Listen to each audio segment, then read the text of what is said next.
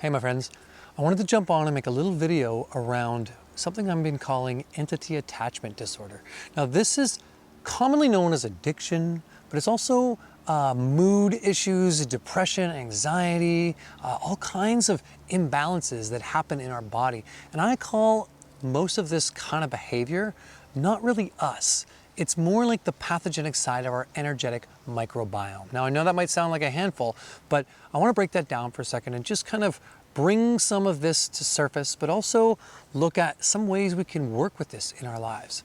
All right, so first off, the biggest thing that I've seen in causing people to not get to their level of health and wellness and vitality that they're looking to achieve is some kind of undercurrent narrative, some kind of story they tell themselves, or some kind of pattern or habit or addiction that they fall into.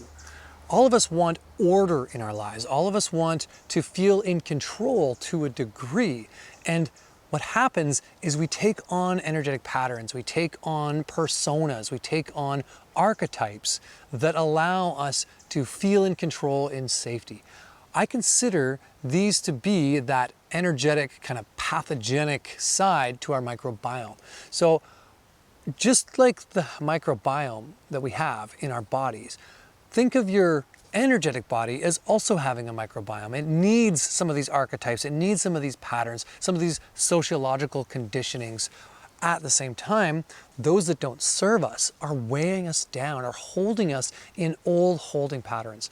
This is the quintessential blockage point. This is the place where we're not able to grow past the ceiling of our own current state unless we find ways to move out of these. And I'm talking about patterns like, oh, I'm done dinner, maybe I'll go have a smoke, or oh, I'm bored, let's watch TV, or I'm hungry, but I don't have enough time to cook, so I'm just gonna get something really fast that I know won't feed me. I'm talking about patterns that you know are slight crimes against wisdom, but they hold on to you because they bring comfort and safety and security. All of us have these, many different forms of them, and yet the more we learn to trim them down, get rid of them, to move them out, the more space we make for ourselves to have a direct conduit with source code connection, to have direct impulse from the universe, but also have clarity so that we can make right decisions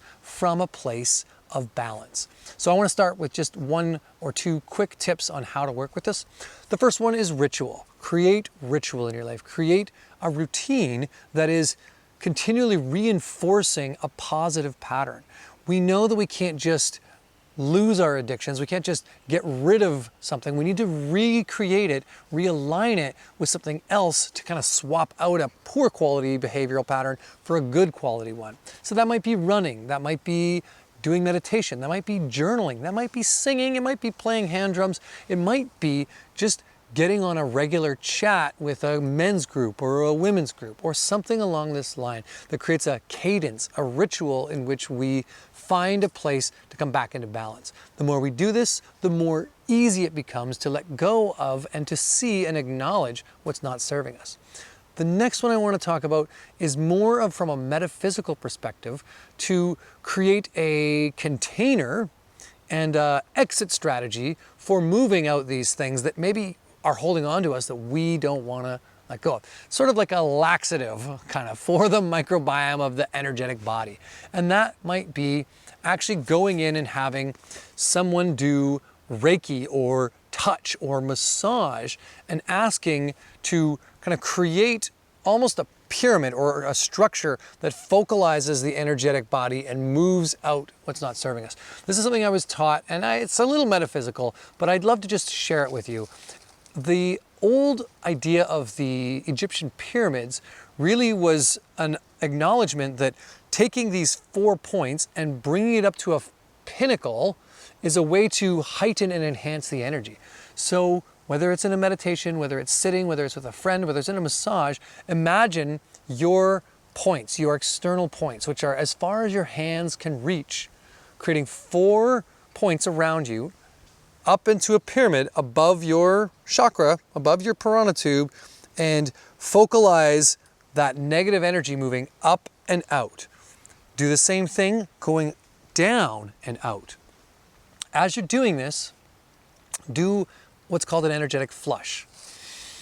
Bring yourself to center, take a deep breath in, deep breath out, hold for 5 seconds. After 5 seconds in, 5 seconds out, hold. When you have nothing in your lungs, pull your eyes in, up, and down, like a flushing motion with your eyes closed. So go whoosh, flush. So 5 seconds in, 5 seconds out, hold, in, up, down. And imagine you're flushing from the top pyramid to the bottom pyramid. Cycle through this with at least 6 breaths. Do this regularly as a way of shifting and shedding and pulsing out what no longer serves us. Okay, those are just 2 tips. There are many, many other ways. Obviously, things like going to addiction counseling, having good friends, safe zones, places you can find new patterns are all useful. And the only reason that I'm sharing this and the only reason I'm really making this video is because I feel as though, and I've known it from my own life, the only thing stopping me from really achieving my best is me. And it's my attachment to patterns that don't serve me, to what I'm calling entity attachments. And they are psychological, sociological, political, and environmental that we find ourselves in. This really construct that's counterintuitive from our natural way of showing up. All right, may the forest be with you. May you find the best version of yourself in every moment, in every day. Thanks for joining me. See you next time.